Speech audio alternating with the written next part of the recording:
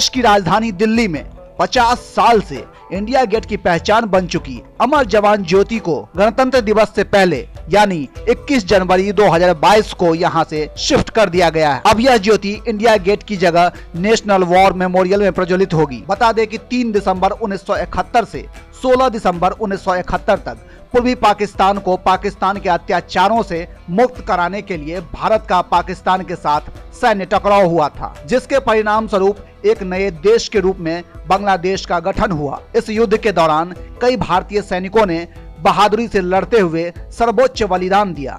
इसीलिए दिसंबर 1971 में भारत पाकिस्तान युद्ध के बाद इंदिरा गांधी ने शहीद सैनिकों की याद में इंडिया गेट के नीचे अमर जवान ज्योति के निर्माण के लिए भुगतान किया। बता दें 3843 भारतीय जवानों की याद में यह बनाया गया था। इसे पहली बार 1972 में प्रज्वलित किया गया था। तत्कालीन प्रधानमंत्री इंदिरा गांधी ने 26 फरवरी 1972 को इसका उद्घाटन किया था। नेशनल वॉर मेमोरियल का निर्माण केंद्र की मोदी सरकार ने 2019 में किया था। इसे 1947 में देश की आजादी के बाद से अब तक शहीद हो चुके 26,466 भारतीय जवानों के सम्मान में निर्मित किया गया था।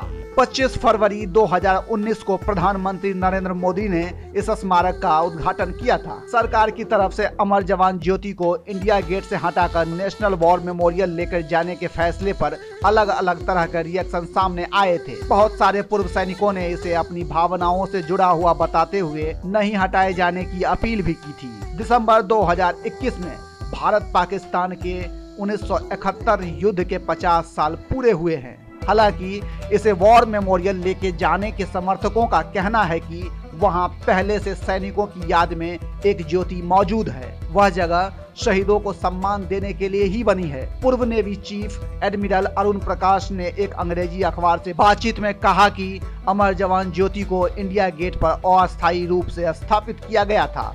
अब हमारे पास अपना एक वॉर मेमोरियल है, तो इसे वहीं ले जाना बेहतर होगा। बता दें कि 42 मीटर ऊंचे इंडिया गेट का निर्माण ब्रिटिश सरकार ने किया था। ब्रिटिश सरकार ने 1914 से 1921 के बीच पहले विश्व युद्ध और तीसरे अफगान युद्ध में ब्रिटिश सेना की तरफ से शहीद होने वाले 84,000 भारतीय सैनिकों की याद में इसे बनाया था। इस पर उस सैनिकों के नाम भी खुदे हुए हैं। अब आपको बताते हैं कि अमर जवान ज्योति की संरचना कैसी है। अमर जवान ज्योति में कब्र के साथ एक संगमरमर का आसन है और कब्र के चारों ओर सोने से अमर जवान लिखा हुआ है। शीर्ष पर एक L1A1 स्व लैंडिंग राइफल अपने बैरल पर खड़ी है और अज्ञात सैनिक का हेलमेट राइफल पर लगा हुआ है। आसन 4 कलशों से जुड़ा हुआ है, जिनमें एक में 1971 से लगातार ज्वाला जल रही थी। 4 कलश होते हुए भी साल भर एक ही ज्योति जलती रहती थी, लेकिन भारतीय स्वतंत्रता और गणतंत्र दिवस पर सभी दीप जलाए जाते थे।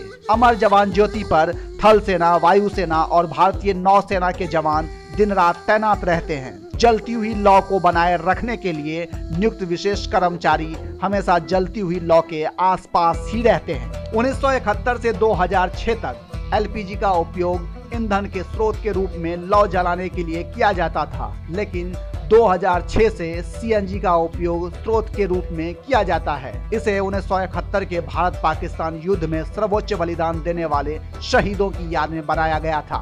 इसका महत्व तब बढ़ गया जब स्वतंत्रता के बाद युद्धों या अन्य मिशनों में शहीद हुए सभी सैनिकों के नाम राष्ट्रीय युद्ध स्मारक पर स्वर्ण अक्षरों में अंकित किए गए।